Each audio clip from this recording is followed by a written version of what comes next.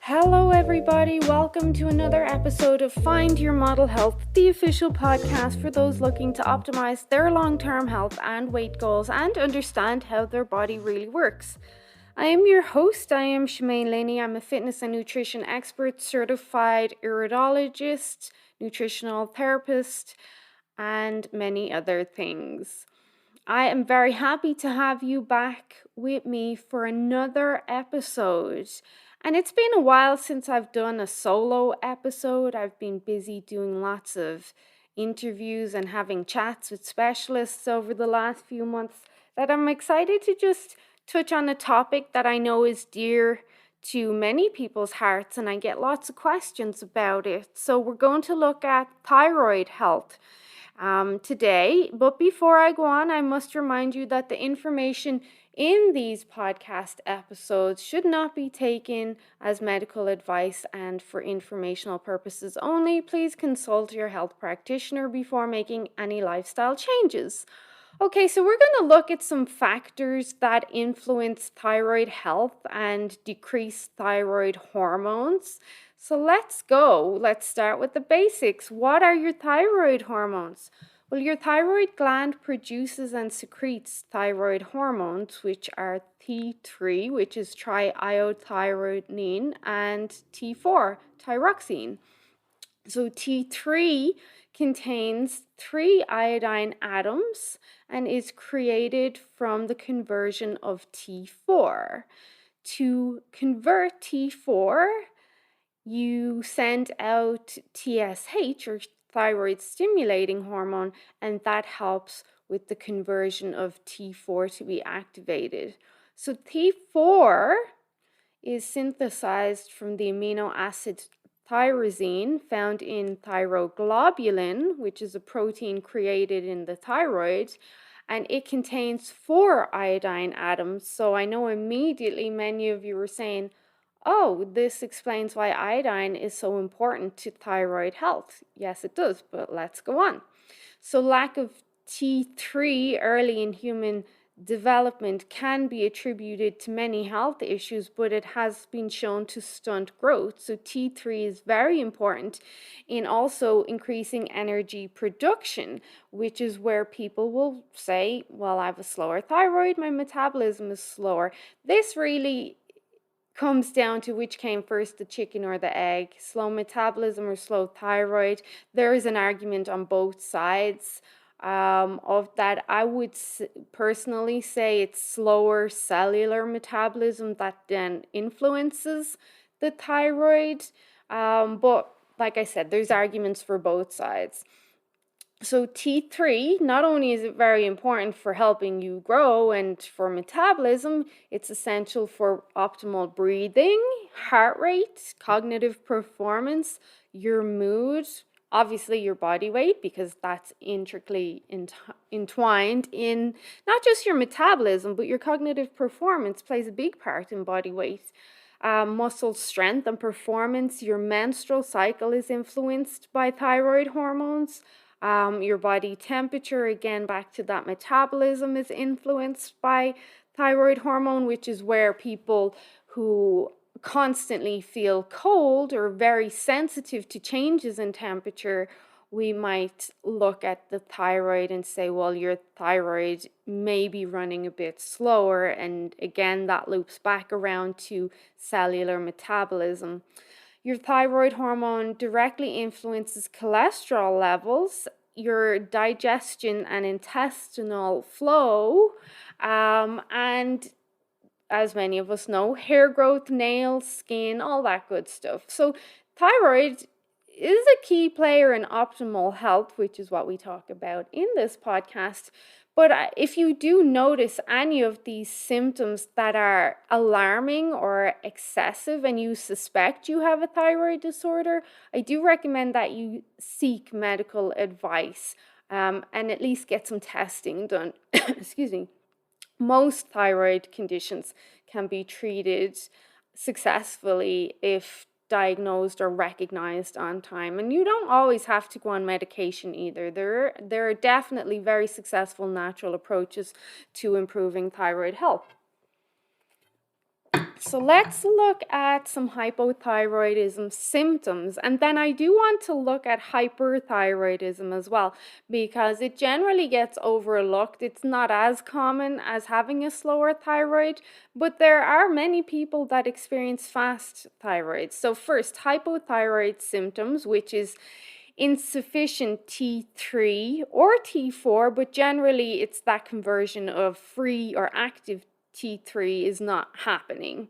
So trouble sleeping is one, constipation is another, excessive tiredness and fatigue, and lethargy, difficulty concentrating, brain fog, mood issues, anxiety, depression, like I mentioned, sensitivity to cold and temperature changes, frequent heavy periods can be associated with hypothyroidism, a slower heart rate, and not in the athletic kind of sense where a slower heart rate is healthy. This is the unhealthy slower heart rate.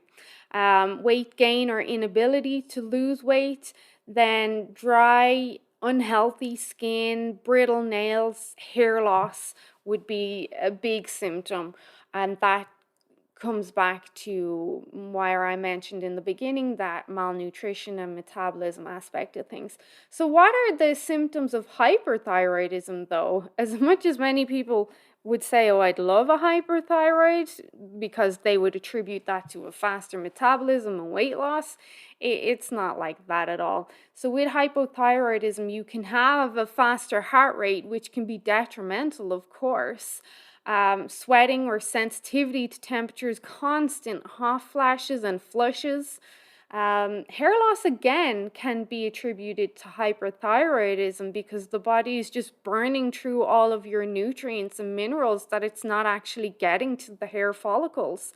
Diarrhea because your digestion's not working properly, in a sense that it's just go, go, go. It's just rushing everything through you. Then there can be, of course, the weight loss because you have that increased metabolic system happening there.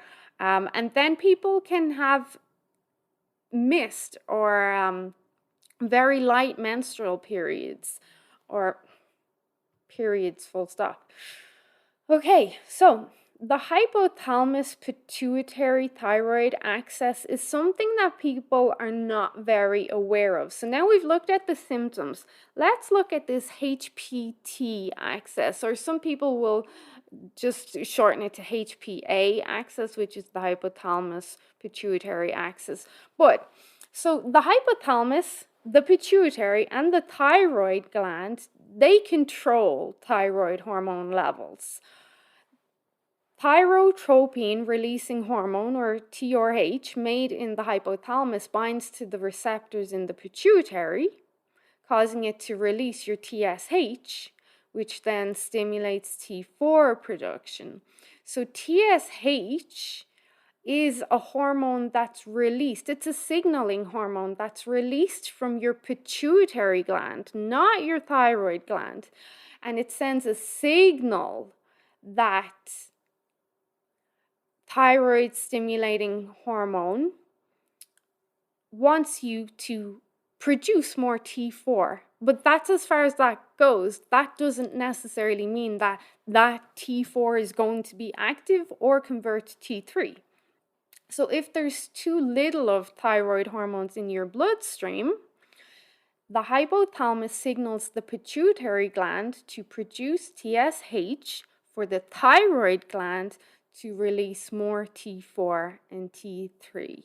So a lot of people will only get TSH tested when they go for a thyroid panel or a pathology test done.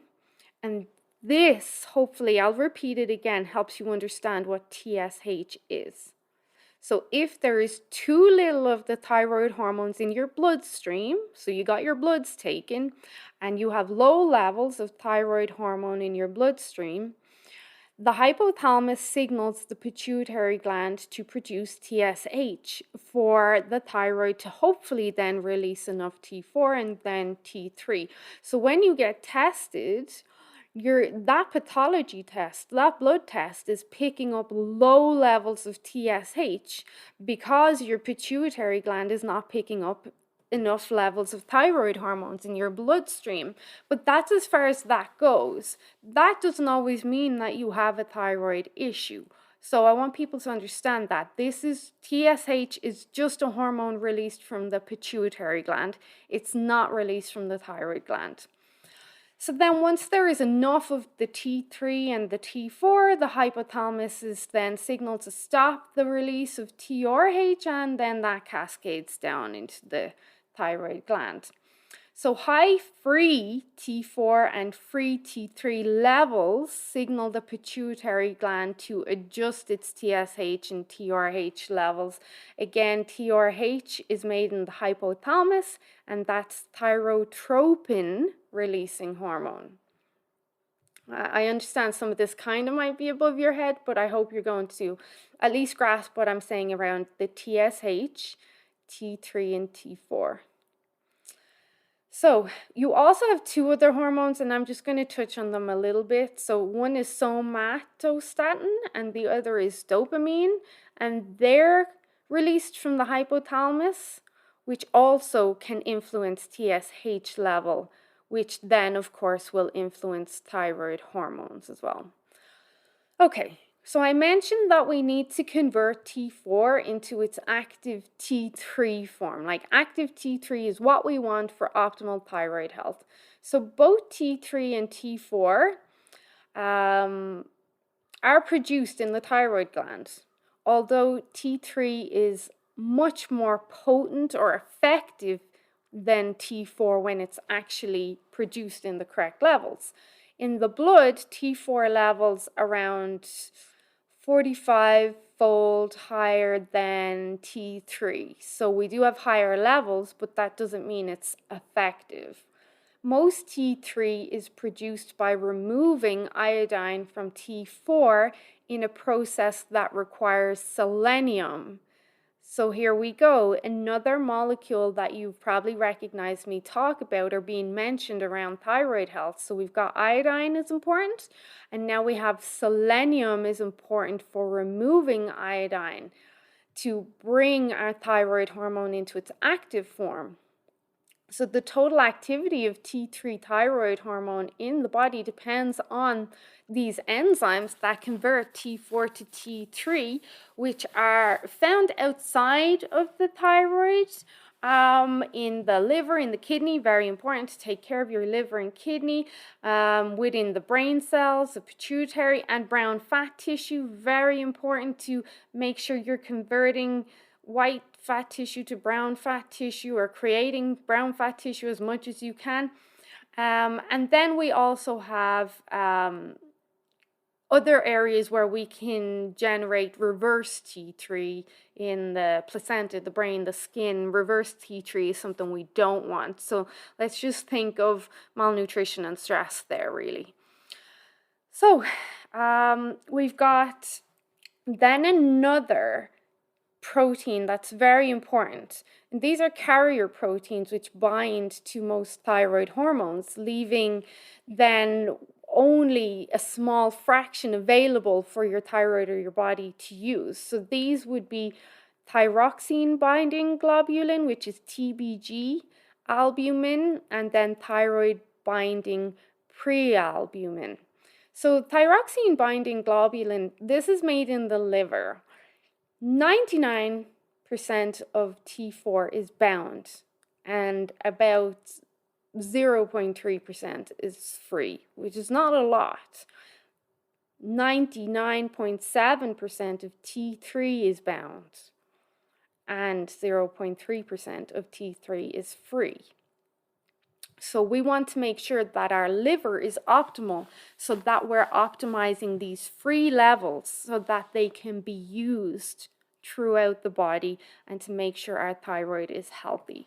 So what are the factors that are going to influence this? Apart from what I mentioned, malnutrition, kidney and liver issues, low iodine, low selenium.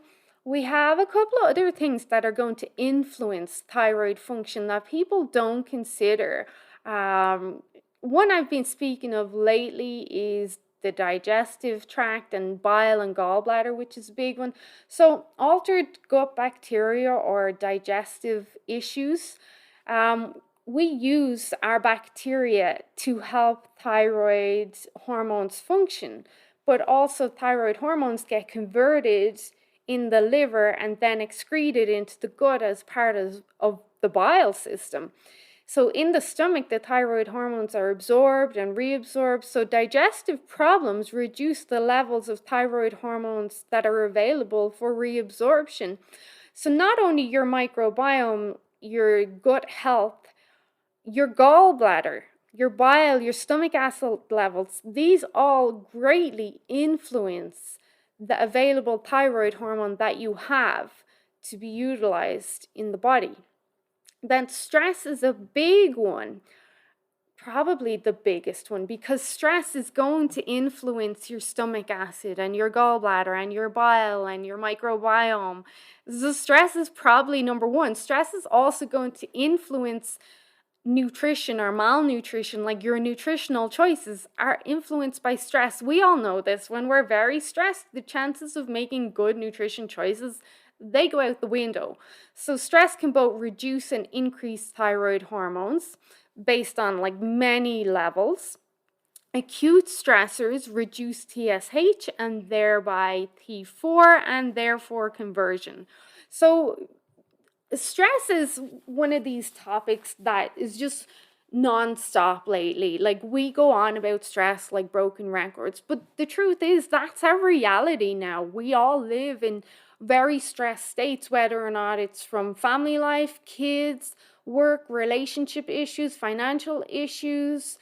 Like it's hitting us from every angle. So we really need to be aware that stress is probably the biggest thing that's going to influence our metabolism and our thyroid on many levels. And I just want to repeat that again. Chronic stress is going to influence hydrochloric acid, which is your stomach acid, which is then going to influence gallbladder and bile, which is then going to influence liver health. Like this, it's a big deal. When we talk about stress, we all know we're stressed. There's lots of stress, but it's so important that we understand how stress influences the body. And it's not just emotional or energetic. This is mechanical, structural, chemical influences. So I just wanted to drive that home there. I know, again, that we sound like broken records, but it's so important to recognize stress is a big percentage of most of our problems. So then we have inflammation. Inflammation suppresses the production of TSH and thyroid T3 levels and other thyroid hormones while increasing cortisol levels. So chronic inflammation is going to directly impact how your body converts and uses T3. And again, this is multi-level. There's many studies that show, oh, it's just the chronic inflammation and how it influences the chemical changeover and the chemical mechanisms. But just like stress, inflammation has this systemic effect and it's going to affect you on every level. Then we have leptin resistance or low leptin, which is actually a passion of mine. I talk about resetting leptin, and I do reset leptin a lot with my clients. So leptin is basically our satiety hormone. When the satiety hormone is not working, we then have changes in our metabolism, changes in human growth hormone, changes in detoxification and healing and regeneration. So this is all very important to influence hormonal health. And really, when I start with new clients, these are the first things I look at. I look at optimizing insulin and leptin and then manipulating them so that they can encourage the proper function of all the other hormones. Then we also have environmental toxins, the likes of fluoride, fumes off cars in front of you, that's going to influence thyroid hormone, believe it or not. And then, of course, nutrient deficiencies, because if you're not giving your body the correct nutrients, then it's not going to be able to make what it needs for anything, not just hormones, for immune cells, antibodies, stem cells, building tissue, hair, nails. Like, if you're not giving your body the correct nutrition, it's not going to be able to do anything. It'll just convert whatever you give it into waste, and the rest will go to weight gain. So there's a couple of nutrients that are really important for supporting thyroid health, that we want to stay on top of. It's very easy to get stuck into just eating junk food. We'll just say junk food overall, or making poor food choices. It's very easy because they're designed to be hyper palatable. They're designed to stimulate certain areas in the brain that cause you to crave them and go back for more. And they do change your microbiome, and they do change your taste buds, and they do change like the hormonal response in serotonin and dopamine. Like, they get you hooked. They were designed for that reason. And it's very hard to break that cycle. But hopefully, once you understand how important good nutrition is to all of your body, not just the thyroid, it will encourage you to try make wiser choices until it becomes natural and becomes a habit and you just want to do it. We want you to want more of the good stuff so that you desire less of the bad stuff. So I've said before to my clients, your day should be so full of good food and habits that there's no room for the bad stuff, that even if you have some cravings for bad stuff, you're too full on the good stuff. So I already mentioned iodine. Iodine is required for the production of thyroid hormones. Iodine deficiency is a major cause of hypothyroidism. People generally don't get a lot of iodine in their diet. They don't. Selenium is needed to convert T4 to T3. T3 is our active hormone, and we really need that to be optimal. It stimulates thyroid function and protects against autoimmune thyroid conditions. So you can get selenium supplements. I have some I like, but just having 2 to 3 organic Brazil nuts a day is a good start. That can be quite effective. Make sure you have your seafood as well. If you can have seafood, good wild caught seafood, that can be a rich source of selenium. Iron is needed for thyroid peroxidase function, which is important for the synthesis of thyroid hormone. Chronic anemia is a well-known factor in impairing thyroid function, but if we're going to look at iron, we absolutely 100% need to look at copper. You need copper to metabolize iron. So sometimes when people think they have an iron deficiency, it's not actually an iron deficiency, it's a copper deficiency. They're getting enough iron, they're just not converting it or metabolizing it or using it the way they should. And when we look at iron and copper, the next one there is vitamin A. These are like, let's say, triplets. Iron, copper, vitamin A, they all go hand in hand. Vitamin A can bind to thyroid hormone receptors, so you do want it not in too high levels, but just in a nice dose. Vitamin A is very important for the immune system as well. Obviously, vitamin A and selenium and copper and even iron, food is our preferred source of them. Your body knows what to do with the food you give it, and they all come together in one package. They work synergistically. Your body will recognize nutrients from food sources a lot better than it will from supplement sources. So food would be our first line of protocol, and then if we needed to, supplements. But when you look at vitamin A, you just have to be careful with dosages. So you can get a supplement of vitamin A. A safe bet is around 10,000 international units a day. But vitamin A is quite available in a lot of food. Even green tea has some vitamin A in it. So then there's some other things you can use to support thyroid function. One, address like the insulin and leptin imbalances, like I mentioned. Correct your nutritional deficiencies. Pay attention to your gut health, especially the gallbladder. I've been saying a lot recently that even if you don't have gallbladder issues, or if you don't have a gallbladder, you need to act like you have gallbladder issues. That's how you should treat your body. Most people that have hypothyroidism have gallbladder issues.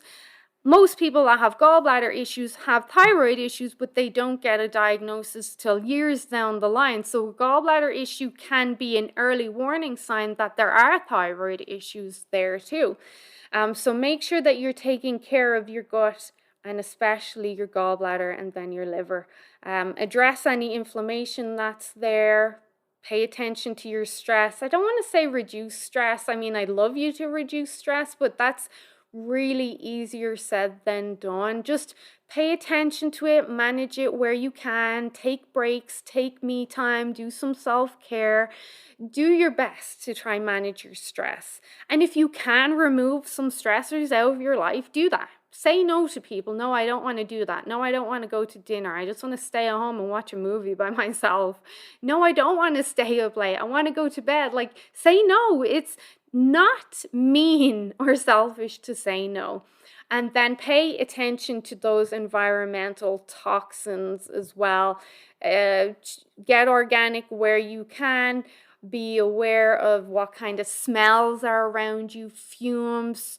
Spray your perfume on your clothes, not directly on your skin. For your skincare, try use clean products. The same with cleaning your house. There's lots of very affordable cleaning products for your house. Even if you just used vinegar and lemon juice, which I can't use vinegar. I love salt and vinegar crisps or chips.